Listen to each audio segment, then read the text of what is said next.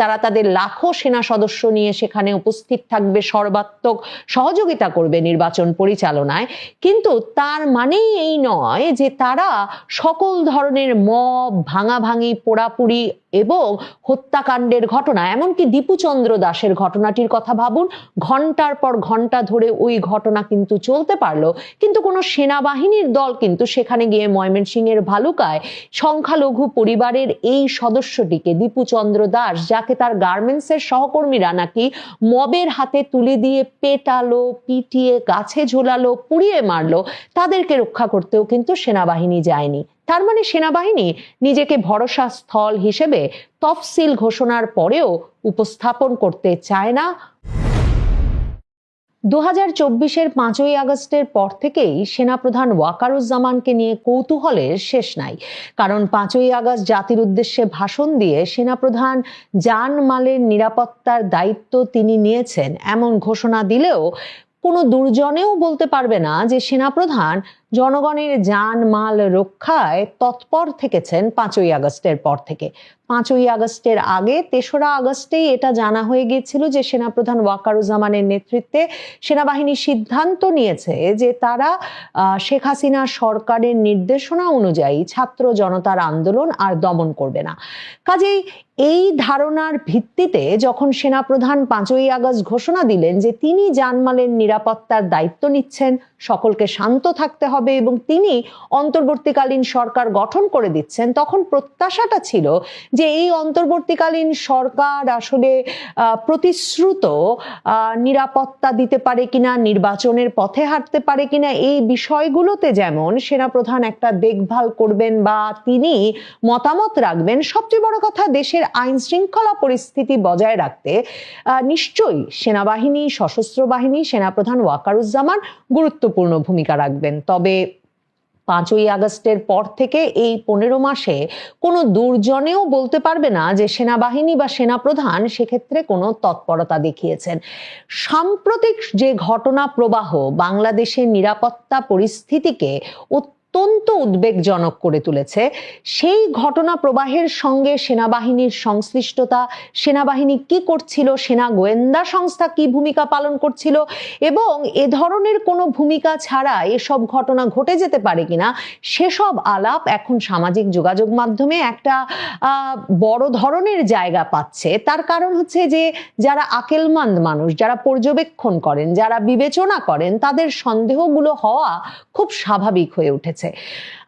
নির্বাচনের তফসিল ঘোষণা, মানে বহু প্রতীক্ষিত তফসিল ঘোষণার 24 ঘন্টা পার হওয়ার আগেই ওসমান হাদি, নির্বাচনের একজন প্রার্থী, তরুণ নেতা, যিনি জুলাই আগস্ট আন্দোলনে সম্মুখ সারিতে ছিলেন বলে তার অনেক সহযাত্রী বলেন এবং যিনি কিনা আগস্টের পর পরিচিত হয়ে উঠেছিলেন ফ্যাসিবাদ বিরোধী এক রকমের অবস্থান নিয়ে, ভারতের আধিপত্যবাদের বিরুদ্ধে নানা রকম কড়া বক্তব্য, অনেক ক্ষেত্রেই অশ্লীল বক্তব্য প্রদান করে এক রকমের পরিচিতি পেয়ে উঠেছিলেন এই ওসমান হাদি। সেই ওসমান হাদি গুলিবিদ্ধ হলেন এবং তিনি গুলিবিদ্ধ হলেন কিনা এমন একজন ব্যক্তি দ্বারা, যেই ব্যক্তি আওয়ামী লীগের ছাত্র সংগঠন, মানে ছাত্রলীগের একজন নেতৃত্ব পর্যায়ের কর্মী ছিলেন। তিনি নাকি অস্ত্র মামলায় নভেম্বর মাসে গ্রেফতার হয়েছিলেন, কিন্তু তিনি জামিনে ছাড়া পেয়ে গেছিলেন এবং তিনি ওসমান হাদির সঙ্গে একেবারে ঘনিষ্ঠভাবে ডিসেম্বরের শুরু থেকে মেশা শুরু করেছিলেন তার নির্বাচনী কার্যক্রমের সঙ্গে সংশ্লিষ্ট হওয়ার সূত্রে। এখন প্রশ্ন জাগে, এগুলো ভীষণ একটা অ্যাসাইনমেন্টের ইঙ্গিত দেয় যে কারা এই ব্যক্তিকে এমন নির্ভয় দিল, মানে এমন ভরসা দিল যে ছাত্রলীগ করলেও সে নভেম্বর মাসে ইউনূস সরকারের আমলে যেমন ডাকাতি করতে পারবে অস্ত্রসহ, তেমনি অস্ত্রসহ ধরা পড়লেও ছাড়া পাবে। আবার এই ব্যক্তিকে কে এই ভরসা দিল যে সে যদি ওসমান হাদির সঙ্গে ঘনিষ্ঠভাবে মিশে তার বিশ্বাসভাজন হয়ে তাকে হত্যা প্রচেষ্টা চালাতে পারে বা তাকে হত্যা করতে পারে, তাহলে তাকে এক রকমের নিরাপদে পার করে দেওয়া হবে, হয় সীমান্ত দিয়ে, আর না হলে বাংলাদেশে থাকলেও তাকে কেউ ধরতে পারবে না। এই প্রশ্নগুলো যখন বিভিন্নভাবে বিভিন্নজন আলোচনা করছেন, তখন নানা ক্ষেত্রেই এক রকমের সামরিক গোয়েন্দা সংস্থা ডিজিএফআই এর দিকেও দৃষ্টি আকর্ষণ হচ্ছে, এবং অনেকেই বলছেন যে সামরিক গোয়েন্দা সংস্থা আবারও তৎপর হয়ে উঠেছে কিনা নির্বাচনটিকে বানচাল করে দিতে। নির্বাচনটি বানচাল করলে কার লাভ? নির্বাচনটি বানচাল করলে একদল মনে করছেন আওয়ামী লীগ যেহেতু নির্বাচনে অংশগ্রহণ করতে পারবে না, তাহলে আওয়ামী লীগের লাভ, এবং সে কারণে সামরিক গোয়েন্দা সংস্থা ফ্যাসিবাদের দোসর হয়ে এ ধরনের ঘটনা ঘটাচ্ছে। সেনাপ্রধান ওয়াকারুজ্জামানের নির্দেশনায় সেই অংশটি তৎপর হয়ে উঠেছে যারা আসলে আওয়ামী লীগ ঘনিষ্ঠ। কিন্তু সেনাপ্রধান ওয়াকারুজ্জামানকে 5ই আগস্টের পর থেকে কোনো কার্যক্রমে কি আওয়ামী লীগ ঘনিষ্ঠ বলে মনে হয়েছে, বা আওয়ামী লীগকে ফিরিয়ে আনতে তৎপর, কিংবা আওয়ামী লীগের রাজনীতিকে রক্ষা করতে, আওয়ামী লীগের রাজনীতিকে বাংলাদেশে ফিরিয়ে আনতে তাকে তৎপর বলে মনে করবার কি যথেষ্ট কারণ ঘটেছে? বরং সেনাবাহিনী আমরা দেখেছি সেনাপ্রধানের নেতৃত্বে মানে কয়েক দফায় 32 নম্বর ভাঙা হয়েছে, বুলডোজার দিয়ে ভাঙা হয়েছে, এবং বাংলাদেশে যেমন আওয়ামী লীগের নেতা কর্মী সমর্থকদের জান মালের নিরাপত্তা, এমনকি জীবনের নিরাপত্তা নিশ্চিত করতে সেনাপ্রধান ওয়াকারুজ্জামান কোনো ভূমিকা রাখেন নাই, কথা বলেন নাই, বরং গোপালগঞ্জে 5 জন আওয়ামী লীগ সমর্থককে সেনাবাহিনী গুলি করে হত্যা করেছে। ঠিক তেমনি 32 নম্বর যখন ভাঙা হয়েছে মানে কয়েক রাত কয়েক দিন ধরে দ্বিতীয় দফায় গিয়ে, তখনও সেনাবাহিনী সেখানে ভুয়া ভুয়া স্লোগান শুনেই ফেরত এসেছে। কাজেই সেনাপ্রধান ওয়াকারুজ্জামান ঠিক আওয়ামী লীগের পক্ষে কোনো কাজ করবে তা বিশ্বাস করা একটা পক্ষের জন্য বড় ধরনের মুশকিল। তাহলে সেনাপ্রধান ওয়াকারুজ্জামান যাদের জন্য কাজ করছেন বলে সন্দেহ করছিলেন, এমনকি বিএনপি পন্থী বিশ্লেষকেরা গত বহু মাস ধরে, যে এই ইউনূস সরকার এবং সেনাবাহিনী দুতরফে যাদেরকে উস্কে দিতে মূলত কাজ করছিল, এবং যারা কিনা 2024-এর জুলাই আগস্ট আন্দোলনের নেতৃত্ব দিচ্ছিল, তাহলে কি সেই পক্ষটি নির্বাচন চাইছে না? মানে পরিষ্কার করে বললে জামায়াতে ইসলামী, ইসলামী ছাত্র শিবির, জাতীয় নাগরিক পার্টি, এবি পার্টি সহ যে দলগুলো এখন একেবারে ক্ষমতার কেন্দ্রে বিচরণ করছে, জামায়াতে ইসলামী, জাতীয় নাগরিক পার্টি তো একরকম ক্ষমতাতেই আছে, কিন্তু যারা কিনা নির্বাচনে কেমন ফলাফল করবে সে বিষয়ে তারা নিশ্চিত নয়, যথেষ্ট আত্মবিশ্বাসীও নয়। তাহলে কি ওয়াকারুজ্জামান তাদের হয়ে এই কাজটি করছেন যে নির্বাচনী তফসিলটি পিছিয়ে দিতে সেনাবাহিনী এমন কিছু ঘটনা ঘটাচ্ছে যাতে নিরাপত্তা পরিস্থিতি একেবারে ভেঙে পড়েছে, এবং পরিস্থিতি এমন দাঁড়াবে যে এই নিরাপত্তা উদ্বেগের কারণে শেষ পর্যন্ত নির্বাচন অনুষ্ঠিত হতে পারবে না? বিএনপির তরফে বারবার বলা হচ্ছে যে তারেক রহমান দেশে ফিরবেন এমন একটা সময়কে মাথায় রেখেই একটা পক্ষ এই ওসমান হাদিকে হত্যা প্রচেষ্টাটি চালিয়ে পুরো পরিস্থিতিটাকে নিরাপত্তা উদ্বেগের একেবারে তুঙ্গে নিয়ে গেছে। বিএনপি যে এই কথাটা বলছে, বিএনপি কাদের দিকে ইঙ্গিত করছে? মানে কোন পক্ষটি নির্বাচনী তফসিল ঘোষণার সাথে সাথে সেই কাজটি করতে পারলো, এবং কাদের সমর্থনে করতে পারলো? মানে ইউনূস সরকারের সমর্থনে, নাকি আরো বড় কারো সমর্থনে, যে যাদের সমর্থন ছাড়া বাংলাদেশে যেমন এতদিন তারেক রহমান ফিরতে পারেন নাই, ঠিক তেমনি যাদের সমর্থন ছাড়া বাংলাদেশে কোনো সরকার গঠিতও হতে পারে নাই, এমনকি কোনো সরকার ক্ষমতাচ্যুতও হতে পারে নাই। মানে এই প্রসঙ্গে ভারতের নাম এখন বারবার 2024-এর আগস্টের পর থেকে আসছে বটে, কিন্তু 1971 সালের পর থেকে বাংলাদেশের রাজনীতি বিবেচনা করলে নিশ্চয়ই মাথায় রাখতে হবে যে সেনাবাহিনীর সমর্থন ছাড়া বাংলাদেশের কোনো সরকার যেমন গঠিত হতে পারে নাই, ঠিক তেমনি সেনাবাহিনী সমর্থন উঠিয়ে না নিলে কোনো সরকারের পতনও বোধহয় সেভাবে সম্ভব হয় নাই। তাহলে সেই হিসাবটা মাথায় রাখলে একটা পক্ষ চাইলেই কি নির্বাচনী তফসিল ঘোষণার পরেই পরিস্থিতিকে এতটা উদ্বেগজনক করে তুলতে পারে? দেখেন, ডেইলি স্টার সম্পাদক মাহফুজ আনাম নোয়াব, মানে পত্রিকা মালিকদের সংগঠন, যখন ডেইলি স্টার প্রথম আলোতে আগুন দেওয়া ভাঙচুরের ঘটনা বিষয়ে প্রতিবাদ সমাবেশের আয়োজন করেছে, তখন তিনি বারবার বলেছেন যে তারা সরকারের এমন কোনো পর্যায়ে নাই, আইন শৃঙ্খলা রক্ষাকারী বাহিনী সহ এমন কোনো পর্যায়ে নাই যাদেরকে অনুরোধ করেন নাই যখন প্রথম আলোতে হামলা চলছে যাতে ডেইলি স্টার ভবনটিকে অন্তত সুরক্ষিত করা হয়, কিন্তু কোনো সহায়তা আসে নাই। এটা কিন্তু খুব একটা লক্ষ্য করার মতো ঘটনা প্রথম আলোর ক্ষেত্রেও, যে 2-2.5 ঘন্টা ধরে, মানে ডেইলি স্টারে হামলারও আগেই যখন প্রথম আলোতেও হামলা চলছে, পুলিশ তো এক রকমের ভয় পেয়ে নির্বিকার দাঁড়িয়ে ছিলই। মনে রাখতে হবে পুলিশের কাছে এখন কোনো অস্ত্র নাই, পুলিশের সম্বল হলো লাঠি, পুলিশকে পিটিয়ে মারা, ঝুলিয়ে দেওয়া, সকল রেকর্ড 2024-এর জুলাই আগস্ট থেকে আছে। কাজে এই পরিস্থিতিতে পুলিশ প্রাণ বাঁচাতে উন্মত্ত জনতার সামনে যে নির্বিকার দাঁড়িয়ে থাকবে তা তো একরকম স্বাভাবিক। কিন্তু মতিউর রহমান মাহফুজ আনামের মতো প্রভাবশালী সম্পাদকদের ফোনের পরেও যে সরকারের কোনো পক্ষ সেনাবাহিনীকে পাঠাতে পারলো না ওই এলাকায়, মানে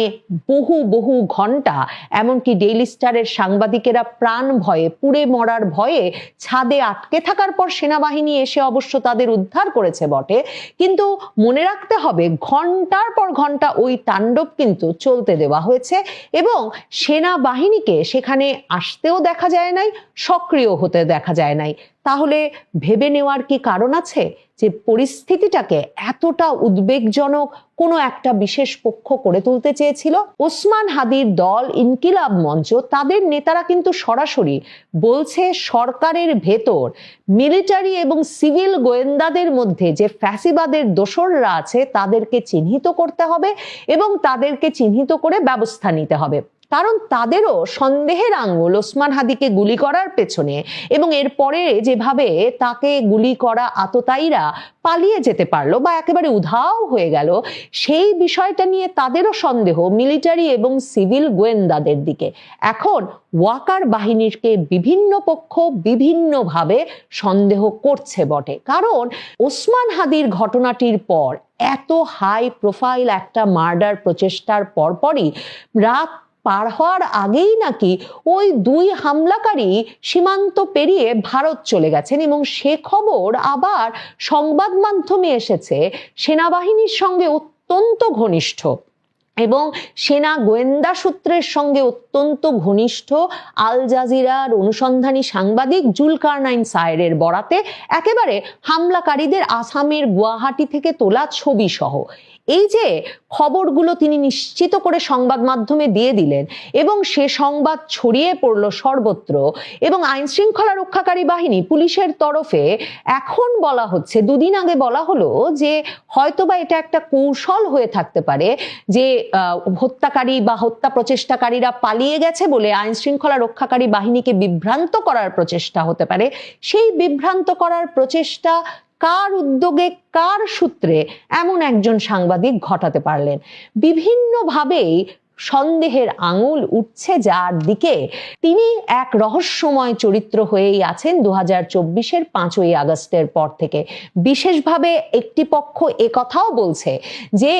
গুমের দায়ে কর্মরত সেনা কর্মকর্তা সহ সেনা কর্মকর্তাদের আন্তর্জাতিক অপরাধ ট্রাইব্যুনালে বিচার শুরু হওয়ার পর থেকেই সেনাবাহিনীর ভেতরে ওয়াকারুজ্জামানের কমান্ড বা তার যে কমান্ড স্ট্রাকচার, তার যে নিয়ন্ত্রণ, তার যে ব্যবস্থাপনা, সেটা বেশ ধসে পড়েছে, বেশ একটা ঝুঁকির মুখে পড়ার কারণেও এক অন্য কোনো পক্ষ তাকে বিপদে ফেলতেও সক্রিয় হয়ে উঠে থাকতে পারে নির্বাচনের আগের এই সময়টায়। বিশেষ করে এই ধারণাটি সেনাবাহিনী সম্ভবত সিভিলিয়ান রাজনৈতিক দল এবং সরকার সকলকেই পৌঁছে দিতে চায় যে সেনাবাহিনী আছে বটে নির্বাচনে এবং সেনাবাহিনী বলছে তারা তাদের লাখো সেনা সদস্য নিয়ে সেখানে উপস্থিত থাকবে, সর্বাত্মক সহযোগিতা করবে নির্বাচন পরিচালনায়, কিন্তু তার মানেই এই নয় যে তারা সকল ধরনের মব, ভাঙাভাঙি, পোড়াপুরি এবং হত্যাকাণ্ডের ঘটনা, এমনকি দীপু চন্দ্র দাসের ঘটনাটির কথা ভাবুন, ঘন্টার পর ঘন্টা ধরে ওই ঘটনা কিন্তু চলতে পারলো, কিন্তু কোনো সেনাবাহিনীর দল কিন্তু সেখানে গিয়ে ময়মনসিংহের ভালুকায় সংখ্যালঘু পরিবারের এই সদস্যটিকে, দীপু চন্দ্র দাস, যাকে তার গার্মেন্টসের সহকর্মীরা নাকি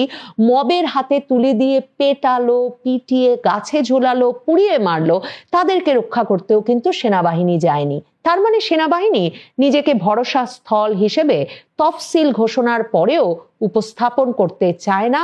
বরং সেনাবাহিনী মনে করিয়ে দিতে চায় ভয়াবহ নিরাপত্তা উদ্বেগের কথা। তারেক রহমান ফিরছেন, অনেকেই বলছেন তারেক রহমান ফিরলে বাংলাদেশে নির্বাচনী জোয়ার আসবে এবং সেই জোয়ার মতিউর রহমান, মাহফুজ আনাম সহ বাংলাদেশের শীর্ষস্থানীয় সম্পাদক, বুদ্ধিজীবী, ব্যবসায়ী প্রত্যেকেই বলছেন সে জোয়ার তারেক রহমানকে প্রধানমন্ত্রী পরিণত করবেন। মনে রাখতে হবে, সেনাবাহিনীর দিক থেকে, ওয়াকার বাহিনীর দিক থেকে কোনো গ্রিন সিগন্যাল তারেক রহমান ডিসেম্বরের শুরু পর্যন্ত কিন্তু পাচ্ছিলেন না। এরপর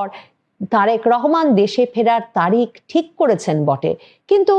তাকে ভড়কে দিতে কি কেউ চাইছে? তিনি আসার পর যে নির্বাচনী জোয়ার সৃষ্টি হবে, তার ফলে অন্য একটি পক্ষ, মানে বিএনপির রাজনৈতিক প্রতিপক্ষ জামায়াতে ইসলামী, জাতীয় নাগরিক পার্টি, তারা একরকমের কোণঠাসা হয়ে পড়বে বলেই কি ওয়াকার বাহিনী এক রকমের অস্থিতিশীলতা সৃষ্টি করে বা গোয়েন্দা তৎপরতার মাধ্যমে একটা নিরাপত্তা উদ্বেগ সৃষ্টি করে নির্বাচনটা ভেস্তে দিতে চাইছে? এই সন্দেহগুলো আসছে। এই সন্দেহগুলোর কারণ আছে। কারণ ইনকিলাব মঞ্চ যেমন বলেছে, বাংলাদেশের মিলিটারি গোয়েন্দা সংস্থাগুলো নানা সময়ে